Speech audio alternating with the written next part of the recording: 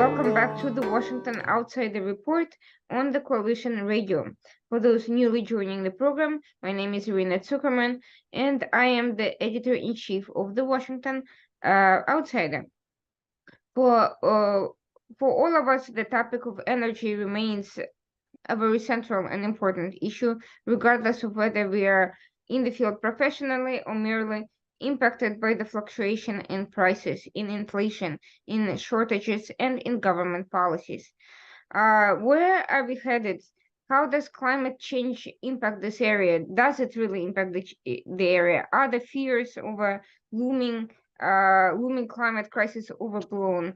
To discuss all of this, we have with us a renowned independent energy expert, Irina Slav, who many of you may know from her contributions to oilprice.com, as well as various podcasts, articles, and so forth. Thank you so much for joining us today. Thank you for having me, Irina. It's great to be here. So before we delve into the substance of this broad and seemingly increasingly all-encompassing subject, could you tell us a little bit about yourself? How did you get into this field?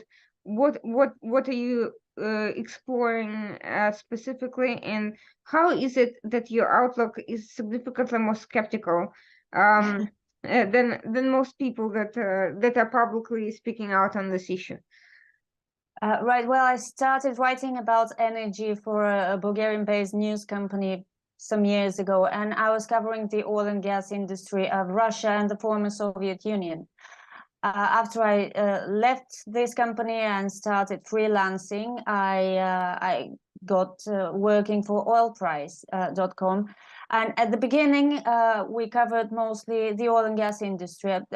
I can't explain why I found it interesting. I was just drawn to it. It's a fundamental industry for the whole world and every economy, and each and every one of us. Initially, that was just it, oil and gas. But in the past few years, the energy transition has gained so much prominence that, it has become the new focus of my attention, particularly because I don't think that it's going to happen the way governments are planning it for various reasons, which I'm sure we'll discuss now with you. Well, government planning of economies never quite works out the way it is intended, as we may know from various historical examples.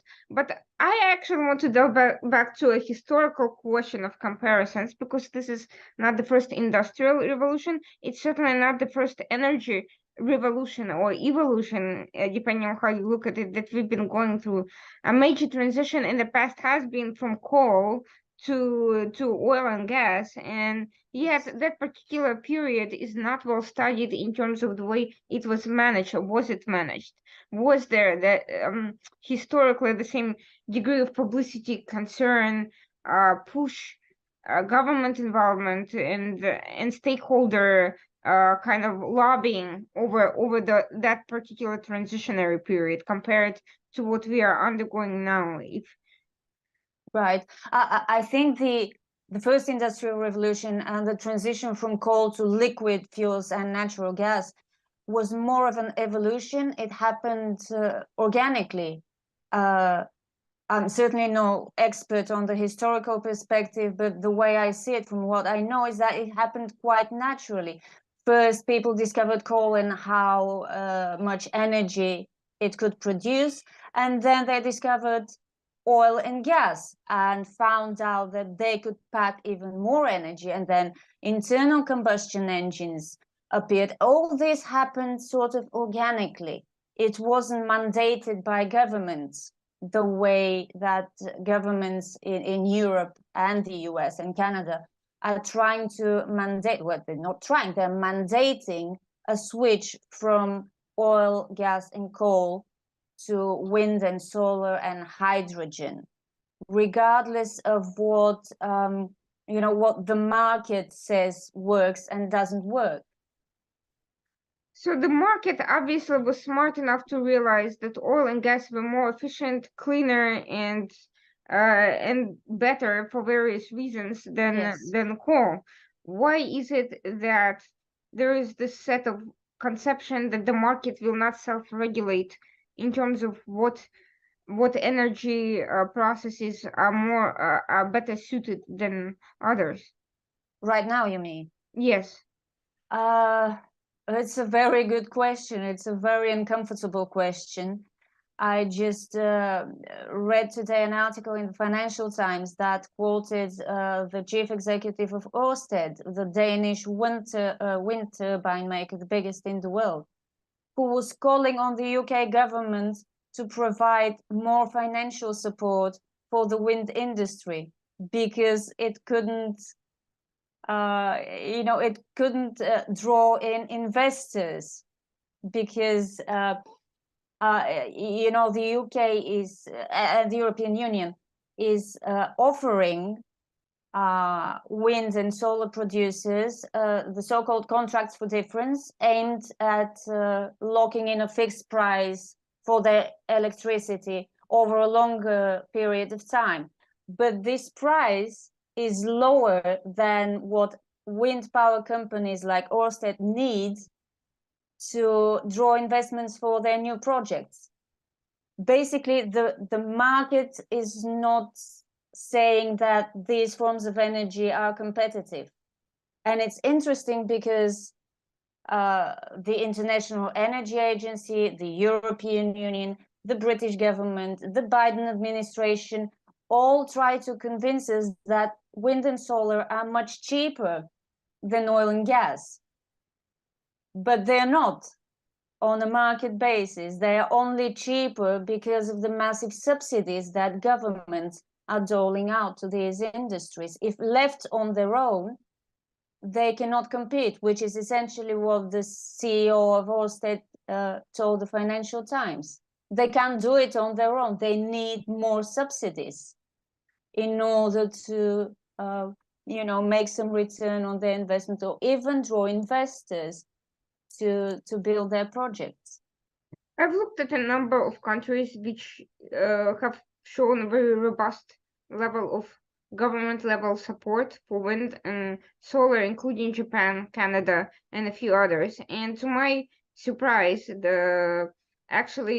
this sector's amount for a fraction of the overall energy consumption, with all the subsidies, with all the hype, with government support and regulations. How is that possible that there's such a disconnect between the actual numbers of what is being utilized versus the way it's being presented to the public as a major growing sector of the economy, if it's such actually a tiny amount of the actual energy consumption in those countries? Well, that's because of the nature of wind and solar for starters, and most importantly to me, the fact is that they cannot produce electricity around the clock.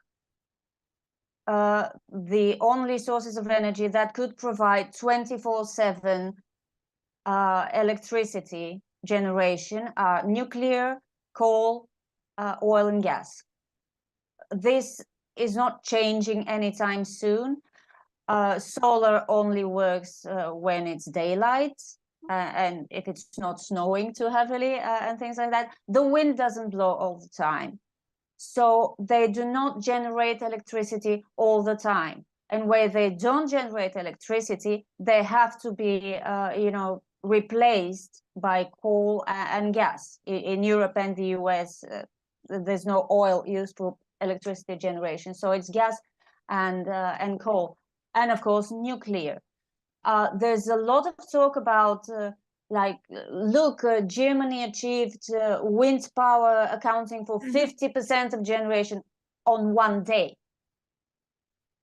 And that's a big achievement for that day. But people don't need electricity one day a week, or even a week out of a month. They need electricity constantly, all the time, literally all the time, which is where coal and gas and nuclear come in. There's a lot of talk about batteries. We're going to add battery storage and make them wind and solar, make them reliable. But battery storage is hugely expensive and it requires a lot of land that would come in addition to all the land that is required for all the wind and solar necessary to make the grid reliant overwhelmingly on them. And because this cannot happen on its own, it's not a good, it doesn't make economic sense. It doesn't make any kind of sense to me. This is why wind and solar, even if on certain days they account for so much of a country's energy consumption or production, overall they're still a fraction of what a country consumes and generates overall. And it's going to stay that way, I think.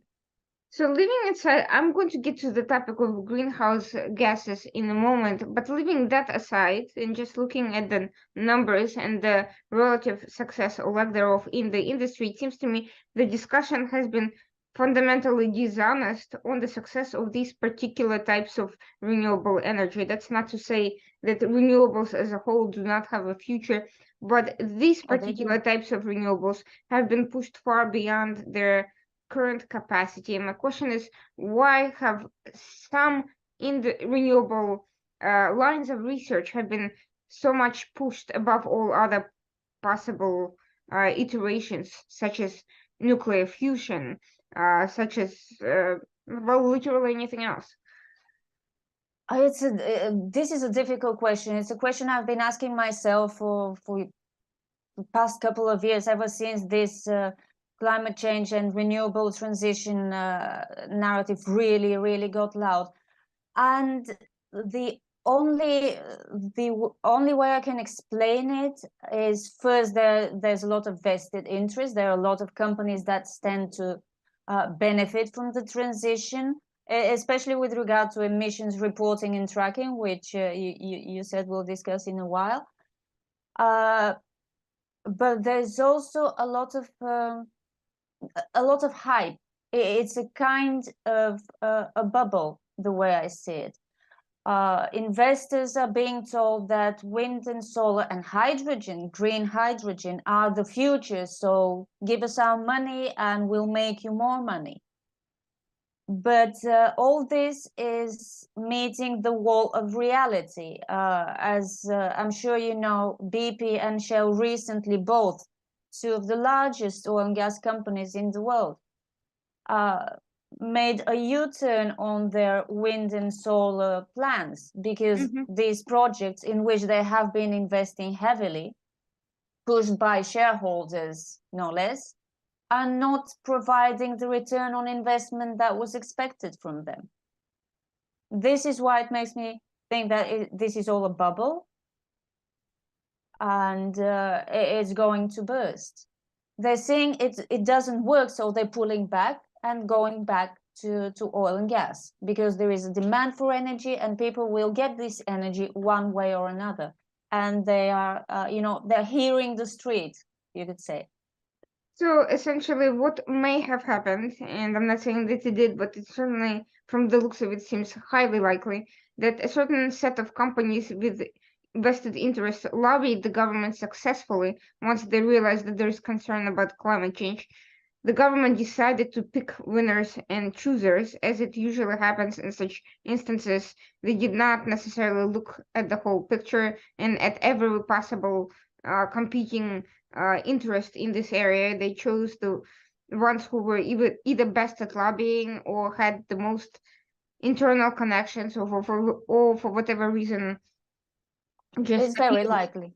Yes, it's very likely. And then there's this whole really loud and massive activism when it comes to climate change. I'm inclined to suspect that there's a certain amount of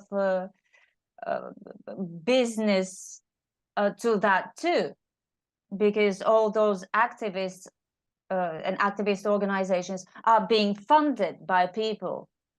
Yes, nobody just goes into activism for free or lasts long there without funding funders to support the activity, even if they are ideologically inclined to do so. We've seen different streams of activism. The anti-fracking groups, as we've seen, have even foreign connections with Russia and Qatar, who are U.S. gas competitors. being the top-notch beneficiaries and infiltrators of these. Yes, I've heard about that. Yes, they Of have these a vested movements. interest in yes, Not in activists against fracking. Yes, and there's this the Follow This organization, the activist shareholder organization. I recently looked into their structure and how they actually work, and basically they operate on what are essentially donations, but they're framing it as shareholding. I mean, you and I can each buy one share in Shell, and we will be represented by Follow This. We will not have a vote or anything. It's just one share. But Follow This, which manages thousands and thousands of such individual single share shareholders, does get dividends when Shell distributes dividends. And it literally makes money from its activist shareholding. But it doesn't transfer these dividends to its individual shareholders, because how much is a dividend per one share? It's pennies. It uses this money to continue fighting the good fight, presumably.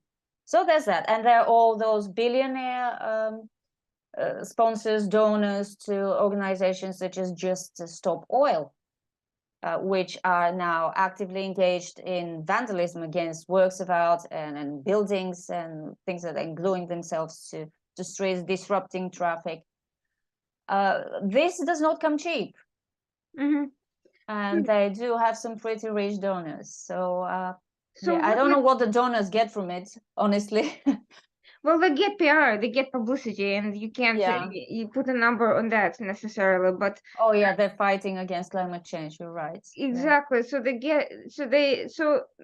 This is not necessarily the fight against the little guys against the big guys, or the good guys against the bad guys. It's a fight within the industry among different competing vested wealthy interests among people, right. And everyone else looking from outside in thinks that there is some sort of battle between good and evil, whereas it's a battle of corporate interests and because that's how it's being framed. Yes, bad emissions, good emission reductionists, bad big oil, good wind and solar, and yeah, it's really kind of basic.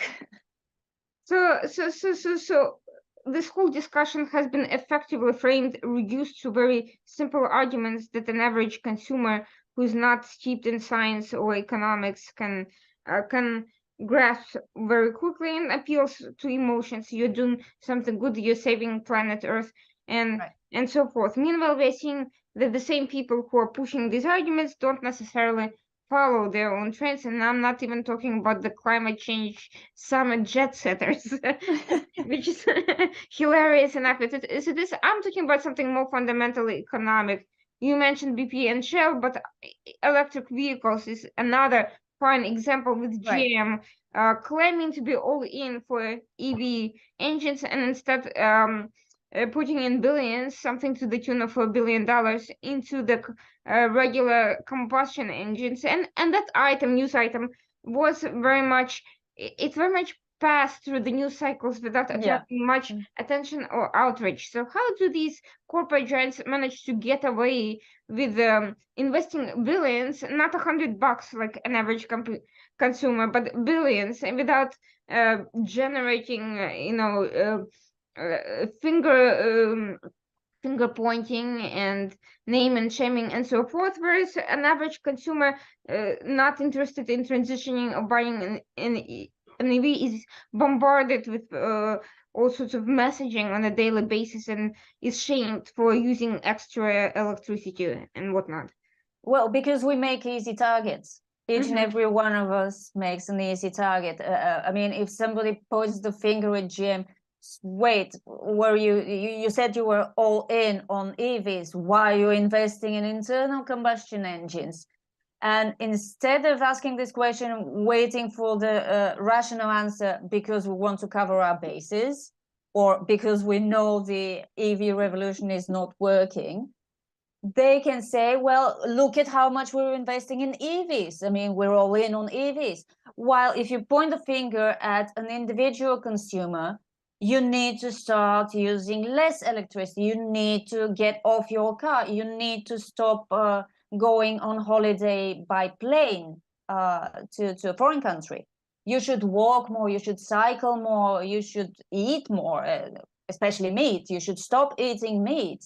It's much easier. It's much easier to guilt individuals into changing their behavior, I think, from what I mean, lifetime experience. But let's face it, there's been a huge amount of money thrown at corporations to change their behavior, whether through positive incentive or the other way around. I mean, I was just at an energy conference recently talking about US policy alone, not even the European Union or anyone else, and the Inflation Reduction Act and various other green energy types of Right. legislation passed by the current administration gave huge amounts of money that are supposed to trickle down through corporations to local partners and communities, and it's a fairly good incentive to change behavior. Money talks, but Yeah. what we are seeing is that despite all that money being available, it's still not being fully implemented, in part because no one knows how to do it exactly, and in part because I actually asked at the conference when one of the presenters who is very much in support of that legislation said, well, there's been actually no change in greenhouse gas as a result of all these efforts, and in fact they've actually risen significantly. So I asked then, why are you incentivizing this behavior if it doesn't really work? He said, well, just because it doesn't currently work doesn't mean we shouldn't do it. Oh, I know. Just because the wind isn't blowing now doesn't mean we shouldn't build a lot more wind turbines. I actually saw this expressed as an opinion. It's the same kind of warp logic. Yeah. Just because it's not working now doesn't mean that it won't work at some point in the future. Correct. Yeah. And basically, if you, I asked if you are a country such as India, rapidly developing, but with a huge population and various internal problems and concerns, why should you prioritize something like this over some other concerns such as, healthcare or just basic prosperity? And Right. he said, well, if we don't push people, then they'll never basically agree to it voluntarily, and Really? essentially just because we haven't gotten sufficient numbers of people somewhere externally, we should still do the right thing regardless. So I mean, and here's money to incentivize you to do the right thing on your own end, but that still doesn't answer the numbers question. And this is where we do talk about the greenhouse gas. If the data is in fact accurate, and despite all these activity, the greenhouse gases are rising, why should we be putting money into something that clearly doesn't work instead of exploring something that may work? Yes, and adapting. That's an excellent point. My first thought is China. Look at China. China is the biggest producer of wind and solar energy. China has the biggest generation capacities in both wind and solar. It is also the biggest market for electric vehicles. China is still one of the biggest emitters in the world. And its emissions are growing because it is building more coal power plants, is using more and more oil, even though it is the biggest, the leader in wind, solar, and EVs. If China is not a case in point, I don't know which nation is, honestly. Assuming that people are in fact committed to a cleaner environment, I just don't understand if they see that there's a correlation between current set of activity and a rise in greenhouse gases. That would seem to indicate that we are doing something wrong, and we should be looking into doing the opposite of what we're doing now, or at least shift the strategy. So that, and coupled with the fact that a lot of the practices involve relying on environmentally unfriendly actors such as China, and or processes that are not environmentally friendly, such as mining for raw Yes. materials for all these industries. To what extent is this whole concept of climate change really about reducing gases or any practical environmental effect, and to what extent is it a financial opportunity for particular interest or something else that maybe I'm not thinking about? Is it really about climate change? I don't think it's about climate change. I think climate change is a very useful term that has become sort of a slogan similar to religious dogma. I really hate to refer to it this way, but it's an ideology, a very severe ideology, increasingly restrictive. You either agree that the climate is changing because of human activity, or you're a denialist, you're stupid, or you're a shill for the oil industry. And I think it's a mixture of two things. One part, activism and this religious belief that we need to save the planet by going fully wind and solar. And the other part, the much more important part, is that some businesses stand to benefit from this ideological drive, this religion. Just think about all the emission reporting that is making its way in the business world, and asset managers are planning to oblige, already obliging their clients and the companies they're invested in to report their emissions, to track them, to report them, and try to reduce them. Think of all the calls for scope 3 emissions, not just tracking your own emissions, but tracking the emissions along the supply chain. This is a lot of work, and companies cannot do it on their own. I've spoken to people in executive positions in various businesses, regardless of the industry. It's just not possible to do. That's a whole new workload, and it's massive, especially if the company is big. So we're seeing a new industry emerge, the industry of emission reporting consultants, developers of emission tracking software. Even the big guys are in on the game. IBM, Microsoft, they already have the tools, they already have the software to sell to companies that need to report their emissions. And the way I see it, it's a whole new business environment emerging, a whole new industry, or rather a set of industries that stand to benefit from this climate change ideology. Whether or not this will have an actual effect on human produced carbon dioxide emissions is a whole other question. Or carbon offsets, it's a new commodity. It's essentially a new commodity that you can trade. Emissions don't have to fall. You just buy carbon offsets. You just pay to some African country to keep a forest untouched because it's a carbon sink. It's a really clever way to make new business, to make new industries, and make money in new ways, to me. But why the sudden panic over these emissions when we have transitioned from coal, which was far significantly damaging for the environment from any perspective, and we have been reducing our consumption? Why the sudden panic about a crisis? Where does a crisis come from if 100 years ago, when all we were doing is using coal and methane from horses, we didn't have a crisis, and now when we are no longer using those things, we do? It's really complicated. I don't want to go into what still called conspiracy theories, but I've heard a lot of my readers on Substack say that one argument is that it's a wealth transfer thing, moving wealth creation from the hydrocarbons industry to new industries. Others say that it's about depopulation and centralized control over people, and consuming less energy because the planet apparently can't handle 8 billion people, which I think is untrue, because so many years ago there were forecasts that we'll die because the Earth can't handle 1 billion people, but it can. It does nicely, handling us all. To me, again, the truth is somewhere out there. There are people who probably genuinely believe that we need to use fewer resources, so we can be more harmonious with the nature and the planet we inhabit.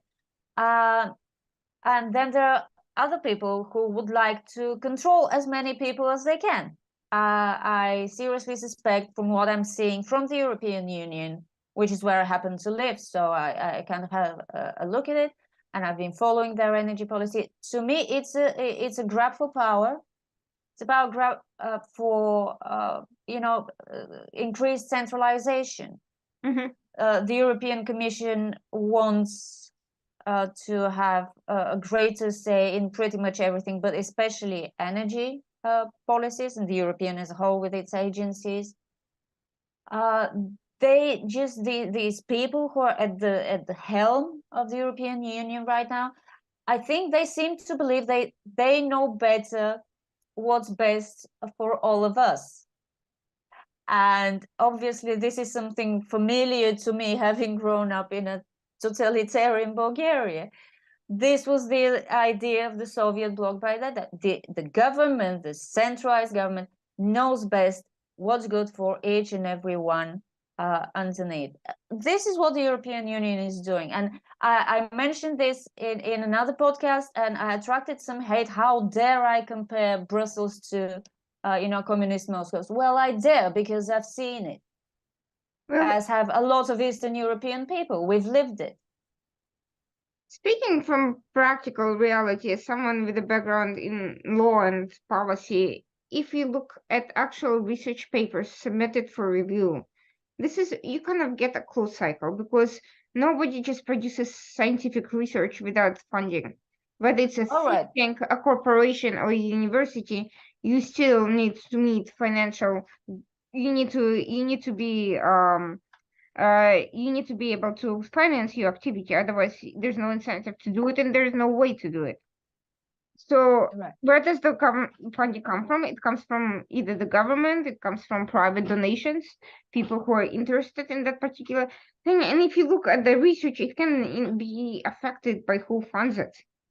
And by the question you pose and the hypothesis you come up with, and within any scientific industry, and I'm not talking about energy, you can have shortcuts and people trying to push for the funding regardless of the actual scientific methodology being implemented. And I'm talking about type Ivy League universities, not just some, small state schools or whatever. Right. So my question is, how do we know? How does an average consumer who cannot follow the funding of every single paper on climate change or energy efficiency, what works or what doesn't, how can they discern where there is, a pure scientific, accurate tracking of data that can help them formulate their information about what's really going on and the dynamics, versus a process that has been corrupted by financial incentives from various stakeholders? Right. I'm afraid there is no easy way to do that. Not without, following the news stream and being reading everything carefully, which few people can afford. People have to work. People have their lives to take care of. They can't, sit and read the news or watch the news and try to make their own conclusions. My only advice is to be skeptical about everything you hear. These are not my words. I'm paraphrasing someone much smarter than myself. I just forgot who. But somebody said that you shouldn't believe what you see, and definitely not believe what you hear. This is exactly the situation we are in. The corporate interests, financial interests, or ideological interests from governments or NGOs in the energy sphere, and not just the energy sphere, as you said, and they're funding research that panders to their talking points, to their ideas. And you can't know without in-depth research of your own whether this is true or false. And then the media usually simplifies every bit of research a lot to make it palatable for the general public. And sometimes even genuine research turns into something that it's not when it's covered by by the news agencies, like a battery breakthrough. There have been so many reports of battery breakthroughs. There are no battery breakthroughs. It's all in the lab. Just to give you an example, we're going to solve the battery storage problem because there have been breakthroughs in battery technology. Well, no, there have been some kind of breakthroughs, small breakthroughs in the lab. You have to bring it to market before you can speak about breakthrough. But they fuel these, these perceptions that wind and solar, when coupled with batteries, can do it, will be good. But it's not going to happen for decades. It's just one example from the energy field. So it's a bit hopeless when you're trying to find out where the truth really lies. But all of us get electricity bills every month. That it's enough to look at your electricity bill to get some idea if the government is doing its job the way it should, or there's something icky going on there. I mean, as far as I can see, there's no real crisis. There is, an ongoing need to improve processes, which no one can argue with. We all want better, cleaner, cheaper, and so Of on and so course. forth. But because it's not necessarily a life and death crisis, the wiser way to do that is to experiment on small scale rather than stage massive and disastrous market experiments by letting these things play out in the market and see what works and what gets picked up and what needs to be adjusted. But that's not what we are seeing. Exactly. There's this massive push for the adoption of alternative sources of energy. Rooftop solar, for example, makes a lot of sense. It makes a lot of sense for people who can afford it and want to be independent from the grid, at least to a certain extent. We have a lot of this in Bulgaria, just houses who want to have their own power generation for the summer months. And when the sun is not shining, they switch to the grid, but they do save money on electricity in a way, or factories, for example, food factories, or greenhouses, plant greenhouses. So solar makes sense. Wind also makes sense on a certain scale, but pushing it in this massive way, not to mention green hydrogen, the huge hype with all those billions in supposed investments. And green hydrogen is produced through electrolysis by breaking down water using electricity produced from wind and solar sources. It's hugely expensive, it's hugely wasteful, it's a complicated process, and it's not efficient at all. As you say, it will be much better if we let the market decide which technology works and which doesn't, and also work on efficiency as much as we can. There is nothing wrong with using resources, energy resources, or any resources more efficiently. And this happens through a long-term process of educating people about it, about not being wasteful, which is not the same as what some activists have tried to promote, wartime style rationing, for example, or a ban on meat products in Cambridge. I think Cambridge University banned meat products or certain meats from its food outlets. This is not how you do it. No, you shouldn't force people into this. You could educate them, try to help them make better choices, but forcing is not the way. I think it's not the right way to me. So we have seen that despite the best laid plans by governments and experts, there's been a number of geopolitical factors and disruptions that intervened with this transition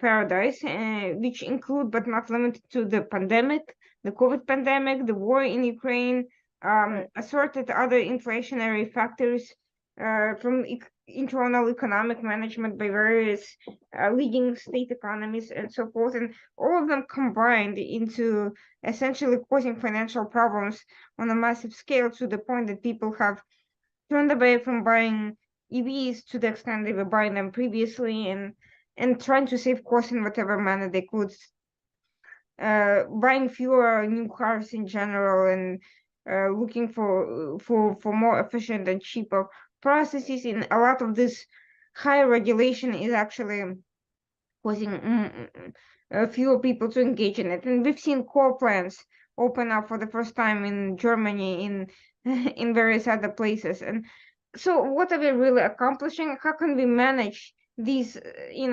predictable but yet unpredicted um, externalities? And is transition, the renewable transition, in trouble because of them? It is, yes, it is in trouble. The all these events that you mentioned, and the over reliance of the whole world on raw materials from, you know, locations that are not exactly politically allied with the consuming countries. I think I've said it repeatedly in various posts and in podcasts. If the planners of the transition could just take a step back and think about what is realistically possible versus what they really, really want to do, it might benefit all of us.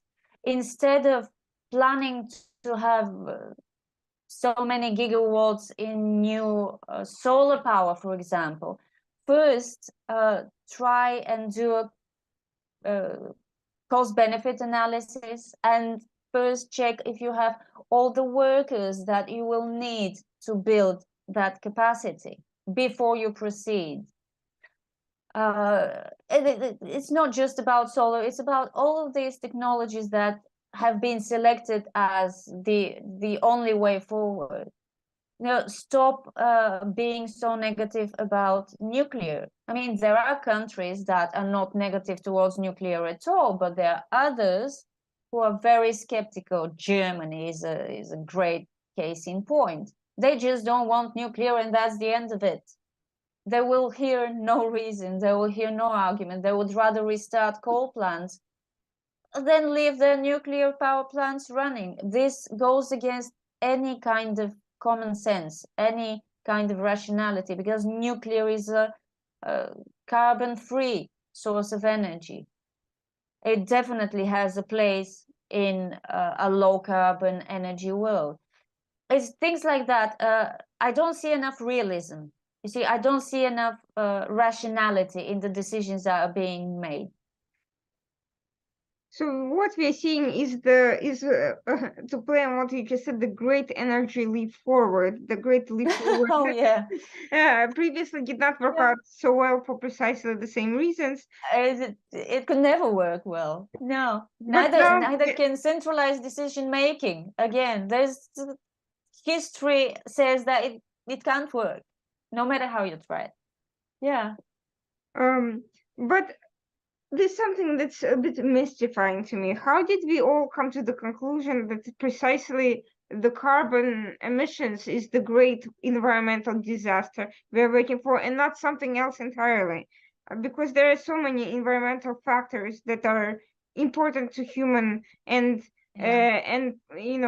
generally biological habitat. And how did we arrive in the conclusion that carbon is this great thing that needs to be controlled?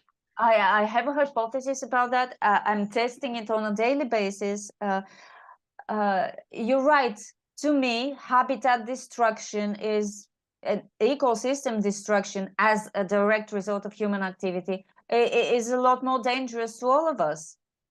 But it's a bit more complicated. When you single out carbon dioxide, which does have a greenhouse effect when it released into the atmosphere, and it occurs naturally in the atmosphere, and this I think some people just zeroed in on it because it's simple. It's simple to say that carbon's bad. And I had this really funny encounter, this conversation with my daughter who's in grade 5, just finished grade 5, and they're learning about the atmosphere this year. And she was telling me that carbon dioxide is good for the planet. And I looked at her a bit shocked. What do you mean? Even I'm a skeptic. I know it's not a ultimate problem. I said, because without carbon dioxide, without it warming the planet, life on the planet wouldn't be possible. We have all, the older ones among us, who are, subjected to this irradiation with climate change narratives. We have forgotten that indeed life on Earth would not be possible if Earth wasn't warm. It's not just plant food, carbon dioxide. It is literally essential for life on Earth. Fifth graders are studying it. And just 5 years later, they get indoctrinated that carbon is actually a pollutant, which it isn't. Physically, it is not. It does not have harmful effects on the human organism in its normal, normal concentration in the air. And then there's the other thing: the Earth itself releases carbon dioxide. There were jokes around these recent volcano eruptions. The amount of carbon dioxide that a volcano spews out during a single eruption is huge. But are we shutting down volcanoes? No, because we can't. So this fixation on carbon dioxide was very convenient for this activist movement, this ideological, well-known religious movement, because it's easy to blame everything on it. Well, now they're branching into methane, which is an even more powerful greenhouse gas, and nitrogen. All these, political troubles in the Netherlands, and the farmers' protests were brought about by plans by the government to reduce considerably the use of nitrogen fertilizers, saying that they're bad for the environment. But I have seen how that was also mismanaged in Sri Lanka. Shouldn't that be a lesson to Netherlands? It should Precisely that very same. Yes. They dropped their fertilizers. They decided to go absolute zero, and this is what happened to them. But nobody's talking about this. You can't learn if you don't want to learn. And they really don't want to learn, those the people that are making the decisions. It's quite sad, but there's hope, I think, because more and more people are beginning to question this narrative, because they see it's not working. It's really as simple as that. You can see on a daily basis that it's not working. Yes, one day wind generates 50% of your total consumption, and then a week later it generates 10% of what it can generate. And this is publicly available information. There are websites where you can track the carbon intensity by energy source of every country in Europe and the North America, and I think other parts of the world as well. It's good that there's a lot more publicly available information that we can all use to be better informed about these issues. My concern that all of this will end up like what happened with Alzheimer's research, which is that somebody produced an incorrect line of inquiry that monopolized the discussion for 20 years, and for 20 years, every other potential form of breakthroughs has been disregarded because only one line of inquiry was followed, and for 20 years, patients did not receive the care that they could have, precisely because all the research was single-mindedly focused in one direction. All the funding was going to that, and nothing else that questioned the doctrine was accepted in the academia. So only recently, when they decided that that whole thing had to be completely thrown out the window, did they start actually making real breakthroughs, because they stopped being blindsided by the one scientific theory that did not work and was incorrect. How do we ensure that we do get the scientific research and progress we deserve, the diversity of scientific inquiry into different potential renewable sectors that are not being managed to this extent that we are blinding ourselves by what is possible and what might be much better than what we have now. Exactly. This is, I didn't know about this Alzheimer's research situation, but what you describe is exactly what we have in energy.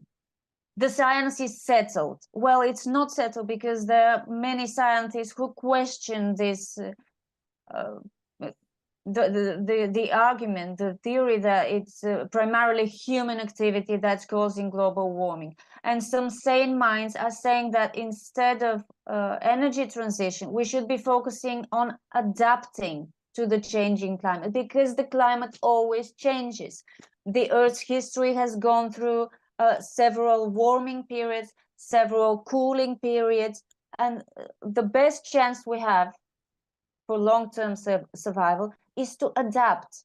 By all means, look for more efficient sources of energy, for more, more environmentally friendly sources of energy, but do not focus solely on wind, solar, hydrogen, and EVs. Just, leave more avenues for scientific exploration. I don't know how we can make this happen, though. I don't know if, it's said that the science is settled and that's that. We will only be researching more of these topics, and we will not be funding anything outside these areas. It's discouraging, but I hope things change when, when it's proven that this cannot work the way it is planned. We need to change this plan. I'm a very big believer in adaptability, because that's how humankind has survived for all these thousands of years. We have adapted to our environment. Then we also started to shape our environment and damage our environment. Maybe now we need to remind ourselves that it will be a good idea to do some adapting again. It's funny because the incentive system does not incentivize that approach. You have the EV industry is dominated by a few people with billions of money to spend. So if you are talking about funding into researching more efficient cars, and you have hybrid cars that are significantly that have many of the advantages of the electric cars without many of the disadvantages, but then you have Elon Musk or somebody of that sort who has the money to spend to push his product, and he has the political interest behind them because that's what they approve. How do you break through that and make the argument that some other industry deserves funding and support? I really don't know. It will be up to the industry to make its case. But it's difficult. We have this political collusion of private interests and public, government, government monopolies that have created this bubble that is very difficult for entrepreneurs to break through. And this is a real problem from economic perspective, from scientific perspective, from any perspective. When you have this domination of very specific monopolistic interests and versus the small guys looking at the alternative solutions. Actually, you could say that the alternative solutions are not exactly what is not being subsidized right now, or not. Yeah, absolutely. Because they've selected this set of technologies, and that's that. We're not giving money for anything else. I think things will begin to change when people start feeling the drawbacks of this transition as envisioned right now. And when you start getting, by you, I mean governments, when they start getting a lot of people rather angry about their electricity bills, about their petrol prices, about their mobility options, and stuff like that, people will start getting angry. I believe in people. That we don't like to be put in discomfort. We don't like to experience discomfort if we're used to our comforts. And once they start getting taken away from us, we tend to react unfavorably. So I expect this to happen, and this hopefully will induce a change in thinking, and maybe open up new opportunities for research, for it could lead to the creation of new scenarios for the future. Well, we are seeing some of this already backfire now, and in one of your articles, you've spoken about labor shortages that at some of these industries. On my end, in the United States, one of the facts is people are simply not trained, and there's not sufficient oversight to deal with the money being thrown into all of this. So you have a shortage of stakeholders who are able to cope and actually implement all of this on the ground. And on the other hand, you have self-interested parties, greedy for money, who are willing to sign up for anything but not necessarily implement it either and just mismanage it. And on the other side, you have governments that are still not moving away from the 2050 or whatever, carbon free goals, despite the fact that we are quickly approaching that number, and we are having all sorts of economic and other issues, and still they're fixated on those particular goals. I don't even know how they came up with them, but how do they're you nice round numbers. I think that's the reason. 2030 is round, 2050 is round, and it's far enough to and don't forget the shortages of raw materials for the transition as well, and the opposition to mining. So instead of being flexible, in light of all of these challenges and realities, they're still stuck on those goals and try to fix everything to fit that narrative instead of being flexible and say, okay, this is clearly not going well. We've just had a pandemic. We have a war. We have inflation. We have this political issue with China and African countries and mining access and raw materials. So why don't we maybe, make it a suggested goal instead of a mandatory goal or something like that, or direction, aspirational ideal as opposed to, so I don't see that try happening. Something new. No, it's not happening. I'm mystified as well why this isn't happening. By all by pure logic, by common sense, it should be happening. If this is not working, let's try it another way, or let's try something new, because this is clearly not working because of so many reasons, lack of raw materials, lack of skilled workers. But it's not happening. Instead of being flexible, they're getting increasingly rigid about it. I have no explanation about that, really. By the way, I also don't see the numbers of people going into these energy and environmental fields growing. In the US, I actually see a shortage of people going into science adjacent fields. People are going into all sorts of other fields that don't really make any money. This makes money. You can say it shouldn't be making as much money as it does, but it is good money. But people are just don't have the educational. There is a huge mismatch into what is being studied at universities and what is needed for these jobs to actually be implemented. So how is that demand going to be met, and how do you think all of this will be adjusted when, in 5, 7, 10 years from now, we just don't have enough people? There will continue to be not enough people, because you can't force people to go into geology or petroleum engineering. We will still be needing petroleum engineers in 2050.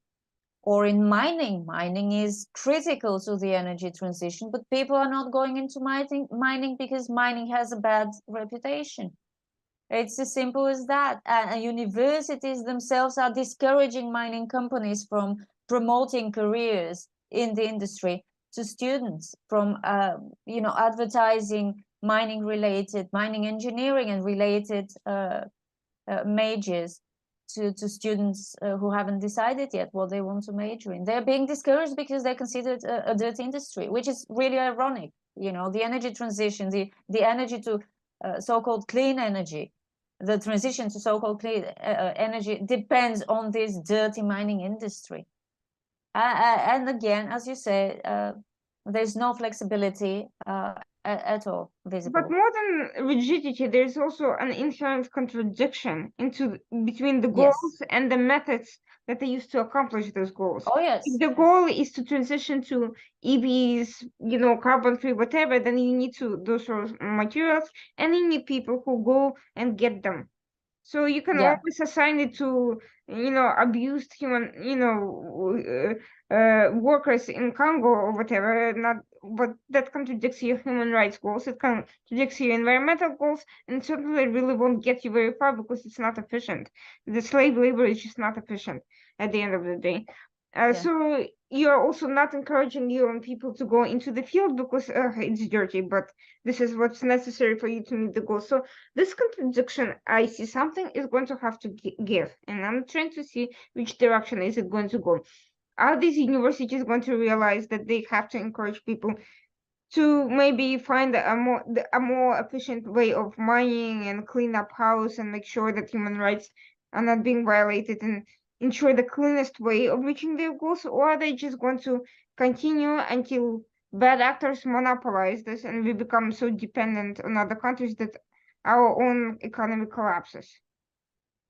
I'm afraid I see the second scenario is more likely, judging by the state of university policies in the US and to a large extent in Europe. They're quite liberal places, and as I said, for the liberal camp, mining is bad. But maybe I'm being unfair. There are so many universities. Sure. Maybe some will realize the benefit of training the next generation of mining engineers who would make mining less environmentally damaging, more efficient, getting out of the ground more with less. I don't know. I hope this happens. I see no But reason for that not to happen in terms of scientific breakthroughs and technology. Some of it already exists, it just needs to be implemented. It's a little bit yes, you expensive. need the people to implement it, and there are not enough people being trained to implement it. It's maybe the financial incentive will play a role. It usually plays a role if you can choose between a really well-paying job with a mining company versus a not so well-paying job with a, I don't know, logistics company. Maybe you'll choose to go into mining engineering. I don't know. We'll see. We Yeah, the certainly problem live is in that interesting times. these problems are very long term. You can't train somebody Yeah, overnight to become an true. engineer, and certainly not everyone, even out of all available possible people, not everyone will be a natural fit for that type of industry. And meanwhile, all this stuff happens on a daily basis, and we keep needing more and more people, and Yeah. so I can see that there's going to be a crisis. I can see that even if we sent 100,000 new engineers into the fields, which is not going to happen, it would still be, we would still be, kind of in a race against time. But that's, as I said, not going to happen. So we are facing a likely crisis, and we don't have the tools not because this is not predictable. We're just talking about it right now, but we're not Right. preparing for crisis. There's no preparation to how to meet a circumstance where we can no longer access those raw materials, or we don't have enough people, or there's a huge scandal over the conditions, or Yes. something Yeah. happens. Yeah. And the transition advocates are making sure that the crisis will happen by pushing in the same direction instead of making a pause and considering other directions. So we have So I agree. potential supply chain disruptions that will not just affect the energy environmental factor, because supply chains are always about more than just one thing. They produce a number of Yeah. items, and many fields are going to be affected by any supply chain disruptions, not just, and this is something that can be planned for. I had a discussion a couple of weeks ago with someone who predicted a pandemic in 2005, which would have given sufficient time for governments to do what they needed to, Right. at the very least, bring essential industries up to speed Mhm. where they could be easily accessible. None of that happened despite the public warnings. Now I think we need to be talking about this supply chain crisis in the energy and environmental fields. because I think it's coming, and I think it's It going to is be coming. equally catastrophic, at least economically, if not otherwise. Well, unless these renewable energy targets are reconsidered, it's going to be bad. It's going to be really bad. Yes. To end on a positive note, do you see any indications of something that is promising in any area, whether it is some governments adopting an innovative approach, some industries emerging that I think are promising and positive things for the future, or some movements that hope to create a more balanced approach to all these factors: energy security, energy access, and of course, environmental access and environmental standards and economic needs. Well, I think one good sign is this pivot of BP and Shell towards their core business. I think it's a good sign because the energy industry, the oil and gas industry, is saying loud and clear this is not working, which should make a lot of investors think about their future plans. I see it as a good sign that I see more and more people questioning this dominant narrative that the energy transition in the form that is being planned is the only way forward and there are no alternative paths. I see a lot of people suggesting that there are alternative paths and we just need to consider them. It's a very good sign that more and more people are, becoming engaged with the topic. It's actually a great thing because more people will be able to make informed decisions and with regard to their own energy future and the energy future of their nations as voters and as professionals in any capacity really. So there is hope. I believe in human nature. It will. I hope it will prevail. Well, thank you so much because this was very thought-provoking as always. I hope people listen to it and reconsider not their commitment to better environment or cleaner, more efficient energy, but their commitment to dogmas and misrepresentations and cliches coming in from all the wrong sources. Uh, Yeah. I think And I don't think believe alarmist language. exactly. I think people should be open-minded, intellectually rigorous, and not believe everything they think or everything they think they know or everything they or everything they trust. I think there should be less trust, more questioning, more Yes, scientific rigor, and absolutely. and certainly more testing and healthy experimentation and analysis of what's going on. Just do the right thing, but do it with a critical mind. Don't just do what you think I is agree. right. It may not I work. agree. I agree. Thank you to everyone who's watching us. We'll be back next week, Tuesday night at 9 p.m. As always, this was the Washington Outside the Report on the Coalition Radio, and have a good night. I hope you enjoyed this thought-provoking discussion, or at least enjoyed might not be the right word. At least you took away something that will cause you to think, to engage, to find out more, and to continue watching this very interesting